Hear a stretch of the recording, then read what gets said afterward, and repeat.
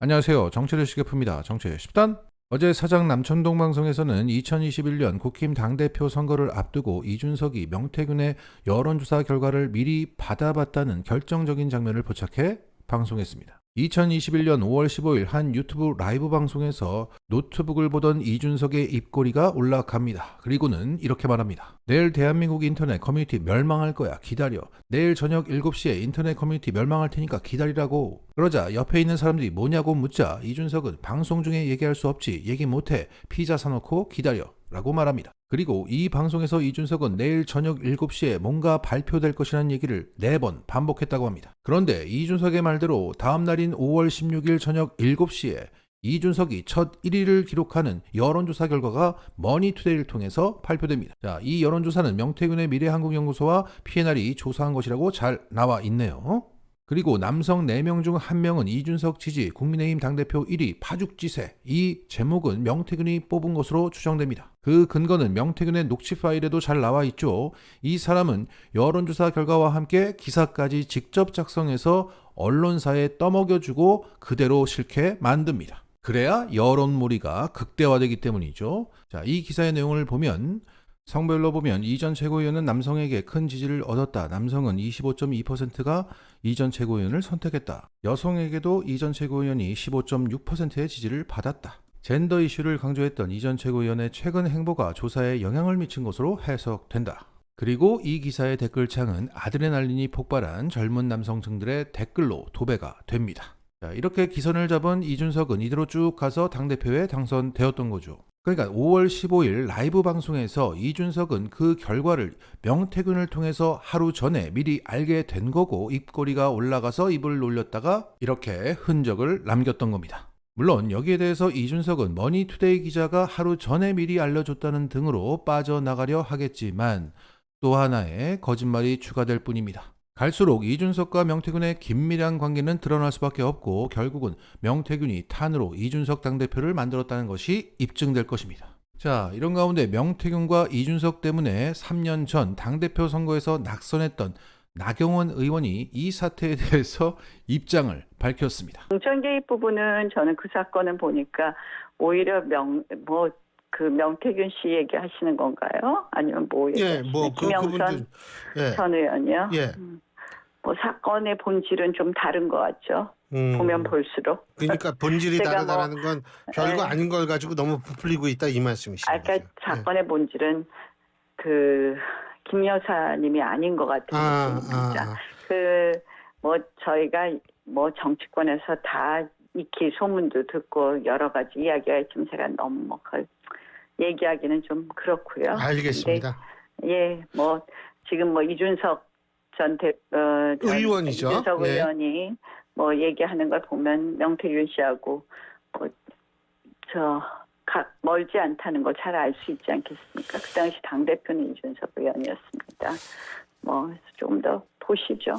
자, 이 공천 개입 사태의 본질은 김건희가 아니라 명태균과 가까운이라고 하려다가 멀지 않은 이준석이다. 이렇게 말했습니다. 얼마나 억울하겠습니까? 이렇게 나경원은 명태균과 이준석의 관계에 집중하고 있습니다. 일단 구독을 부탁드립니다. 이 구독은 후회가 없을 겁니다. 현재 국회대로 앞에는 김건희 물러나라는 현수막이 걸려 있습니다. 이것은 영등포를 지역구로 하고 있는 김민석 의원의 현수막으로 지금의 상황을 정확히 관통하고 있습니다. 어제 최고위원회의에서도 이 구호를 다시 한번 외치면서 김민석 의원은 이렇게 말했습니다. 중앙일보 논설위원회 칼럼에 의하면 윤석열 대통령이 온갖 비리와 공천 개입 시비의 중심이 된 김건희 여사에게 거스르는 말을 할 처지가 아니라고 스스로 답한답니다. 자, 그래서 한번 찾아봤더니 어제자 중앙일보 칼럼에 이런 대목이 있었습니다. 여사의 과한 소통을 제어할 사람은 사실상 없다. 윤석열 대통령에게 김 여사는 가장 소중하게 여기는 가치로 존중해 주어야 할 대상이라는 게 여권에 일치된 전언이다.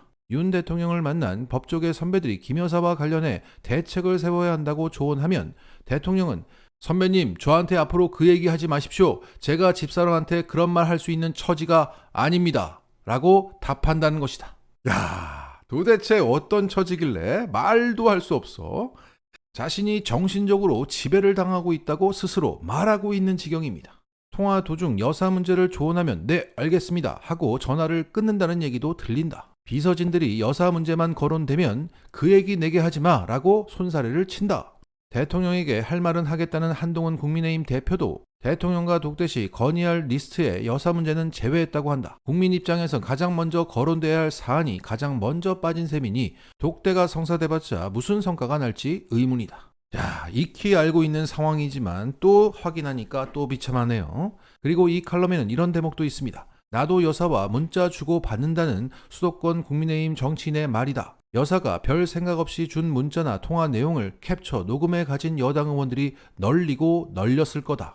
여사 딴에는 남편 돕는다고 문자를 하는데 받는 사람 마음은 공천과 관직뿐이니 악용될 소지가 크다. 언제든 폭탄이 될 수 있다. 그러면서 이 칼럼은 이렇게 마무리가 됩니다. 답은 여기에 있다. 김 여사 스타일을 보면 소통 욕구가 상당하다. 그건 나쁜 게 아니다. 그러나 정치인들과의 문자나 통화는 아무리 좋은 뜻에서 했어도 국정 개입, 구설수를 야기할 수밖에 없다. 대신 고생하는 공무원이나 생활고에 시달리는 서민을 위로하는데 소통 욕구를 꾸준히 진심으로 쏟아붓는다면 시일은 걸릴지 모르나 국민이 여사에게 닫았던 마음의 문이 열릴 날이 올 수 있을 것이다.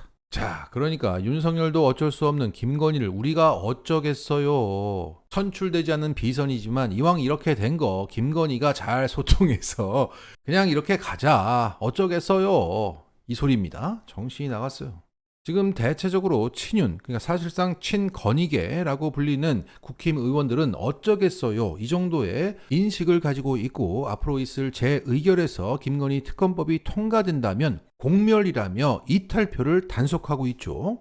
하지만 한동훈 쪽은 이대로 가도 공멸이라고 말합니다. 어제 한동훈은 국힘 의원총회에서 이렇게 말했습니다. 당당하고 설득력이 있어야 합니다. 정부 입장을 무지성으로 지지하기만 한다라는 식의 오해를 받아서는 안 됩니다. 그리고 친한계 의원은 여사 리스크 더 커지면 이탈표 8표 안 나올 거 아니야. 그리고 또 다른 친한계는 윤 대통령이 식물 정권을 자초한다면 의원들 입장도 바뀔 수밖에 없다. 특검법도 수용하게 될 것이다. 그리고 한 국힘 당직자는 이렇게 말했습니다. 의원들 중에는 찬성하는 사람들이 꽤 있을 듯하다. 민심이 그렇지 않나? 자, 10월 10일이 되면 지난 총선의 선거법 위반에 대한 공소시효가 끝납니다. 그러니까 공천도 끝났고 공소시효도 끝났다.